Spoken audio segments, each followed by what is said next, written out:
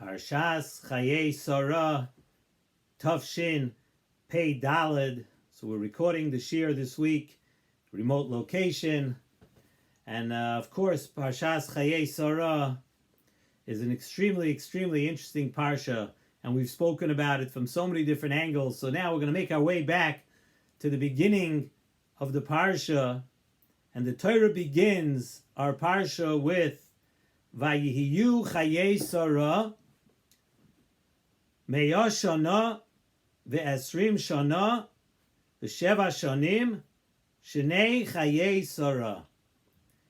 And as we all know, Rashi tells us, we're trying to discuss the point of why it says 100 years and 20 years and 7 years. So Rashi tells us about these three stages of Sarah's life, these three stages mentioned in the psukim, in the pasuk, that kulan shavin l'toiva, that all three stages, and we go through that when she was 100, she was like 20, when she was 20, she was like 7, that all three stages of her life were equally good quality, were equally good and equally on a high madrega. So the question the Nesivos Shalom asks is, why do we only find this by Sarah Imenu?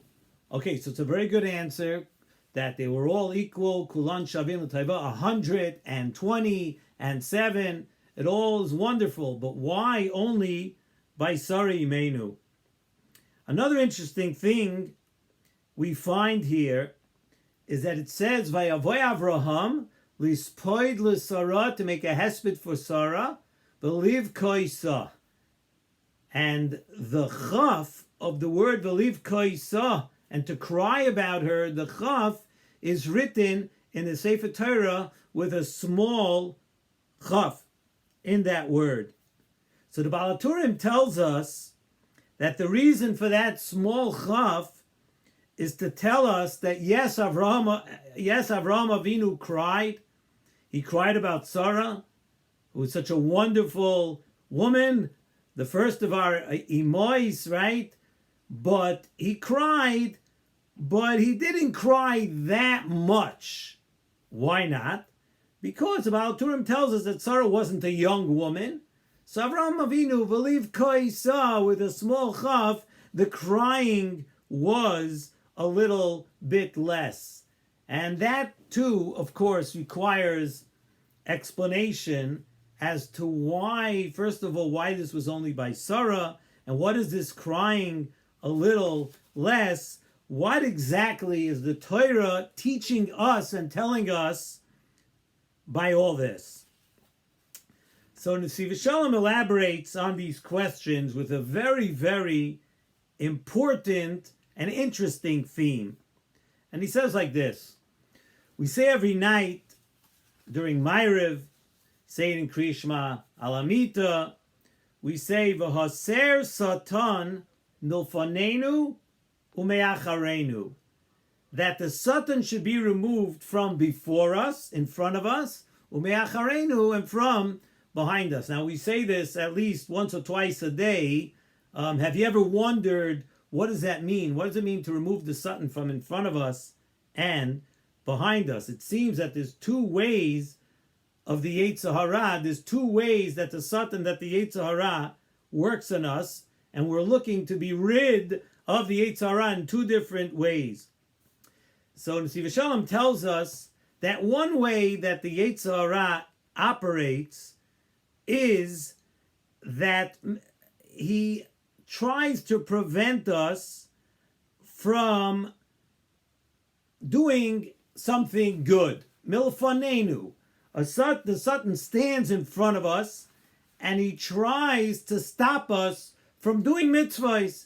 He tries to stop us from doing good things. That's the Satan milfanenu. And that is a Yetzer Hara that we are very familiar with. That you want to do something good, but you find that the Yetzer Hara is impeding you and he makes in so many different ways. I'm tired, it's too hot, it's too cold, it's boring, we did it too many times, I can't do it, right? Those are all the, just picking a few of the excuses that we're all very familiar with of why we can't go ahead and do something. That's the Yetzer Hara milfanenu. He stands in front of us and tries to impede us from doing mitzvahs that come before us. That's the nisayon of the Satan milfanenu. Like by the Akedah, last week's parsha, we know by the Akedah, the Satan set up all sorts of roadblocks and different things to get in Avraham Avinu's way, that he shouldn't be able to go to the Akedah, because the Akedah was this monumental, huge thing which will have schusim for Klal Yisrael for many, many generations, aside from what it does for the nisayon of Avraham Avinu. And the Satan, the Yetzer Hara, stood and tried to impede Avraham Avinu in so many ways from going to do the Akedah. Once again, the Yetzer Hara, the Satan milfanenu, he's going to get in our way. And when he knows that you want to do a chesed and you want to learn, everybody knows this, that so many things come up that could prevent us from doing all these good and wonderful things that Hashem wants us to do, but the Yetzer Hara stands in the way. That's the Satan milfanenu. And then there is the Satan me'acharenu. And that requires a little explanation. What is the Satan me'acharenu? That's the Yetzer Hara, says in Nesivos Shalom, that comes to a person after you do something good, after you've actually accomplished something, after you've done something right, after you've done a mitzvah, you've done a chesed, you've learned Torah, whatever it is that you did, and the Satan, the Yetzer Hara, starts planting all these different types of questions in your mind. Did I do the right thing? Did I do it in the right way? Did I really want to do that? And you already accomplished it. But it's me'acharenu, afterwards, the Satan comes and puts seeds of doubt in your mind to say, no, maybe I didn't do this right. Maybe I shouldn't have done it. It cost me too much. It took too much of my time. It's not the right thing for now. All these doubts, the Mefarshim speak about. I mean, everybody knows, if you think about it, all these questions. So you have somebody who learns in Koilel, and he spends a bunch of years learning, and then it's time for him to go out to make a living for his family. And it's not so easy, because by that time, Baruch Hashem, he has a few children, and he has a large budget that he has to cover. And he says, why did I sit and learn in Koilel so many years? Why did I do it? Had I gone out to work a few years ago? And the Sfarim tell us that if a person does that, a person is toya ala rishonos, he regrets the good things that he did, whether it's learning Torah or whether it's chesed, and I regret, maybe I shouldn't have done it. Chazal tell us that if you ask those questions, you can lose all the schusim and all the madregos that you attained. Very, very scary thought, and it's something we really have to think about, because it happens to everybody. So a little bit regret. You regret a little bit, you can lose everything that you accomplished, because it shows that you don't want it. That is the Satan me'acharenu. The Satan that comes after, that comes behind us and makes us regret, why did I do the good things that I did? The Yetzer Hara that comes and makes you actually, and tries to make you lose what you've accomplished. So Chazal tell us that when Sarah Imenu heard about the Akedah, that is when she died. Sarah Imenu passed away when she heard the Besura that Avraham Avinu was taking Yitzchak Avinu to the Akedah. So while Avraham Avinu, and we know, of course, Avraham Avinu had passed the Nisayon of the Akedah, we know, with flying colors. Such bitachon, such emuna in the Dvar Hashem that Hashem wanted to do, and we know Avraham Avinu passed the ultimate nisayon in last week's parsha, right? Avram Avinu passed that. But the Satan lost the battle. He lost the battle, milfanenu, with Avram Avinu. So the Yetzer Hara was now coming and trying to make Avram Avinu regret what he did because Sarah Imenu passed away at this time. And why it happened and what, that's a whole different shir, not for now. But suffice it to say that Sarah Imenu passed away at that time, and now the Yetzer Hara wanted to come to Avram Avinu and maybe make him regret. Why did I do this? Look what happened. Look, Sarah Imenu passed away at this time. And Avram Avinu himself and all the generations afterwards would lose this huge schus of the Akedah that's still carrying us till today. So comes the Torah, and the Torah goes ahead and tells us, you know how Sarah lived?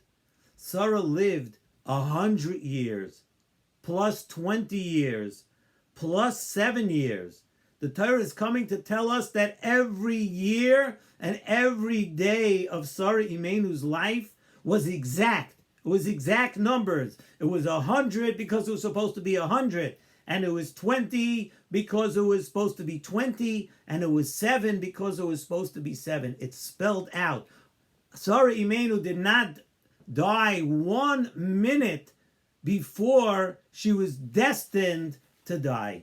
Sarah Imenu stayed alive every minute that she was supposed to stay alive. She lived exactly how long she was supposed to. The Akedah did not shorten Sarah Imenu's life.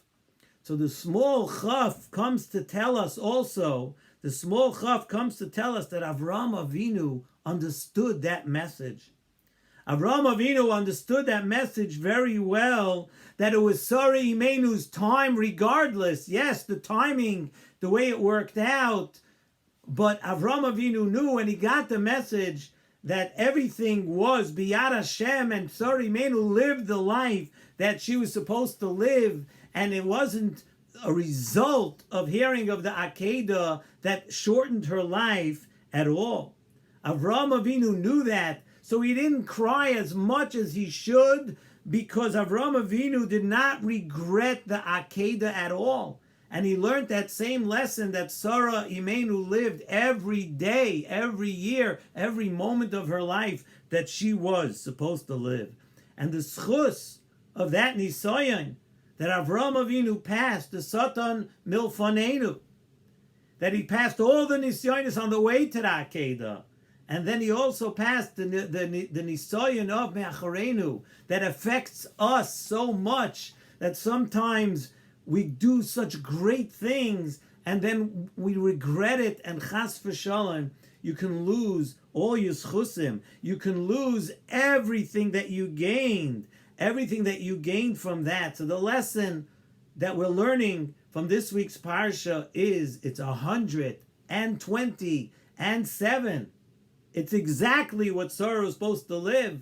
So Avram Avinu understood that. Avram Avinu said, no, the Satan will not get me before. He will not impede me from doing what I want to do. But most of all, sometimes something which we do not notice, the Satan me'acharenu, v'haser Satan milfanenu me'acharenu. And we ask for that every night when we daven. Now we understand just a little bit better what we're asking for. We're asking that not only should we be able to do mitzvahs, not only should we be able to do what Avram Avinu did, to get past the nisyonis of doing mitzvahs, but we should also be zeicha to always feel good about it and always remember and understand that we did the right thing. And that is the lesson that we're learning out of the beginning of this week's parsha, and it's a lesson we should try to internalize and keep in mind to use for ourselves for all time.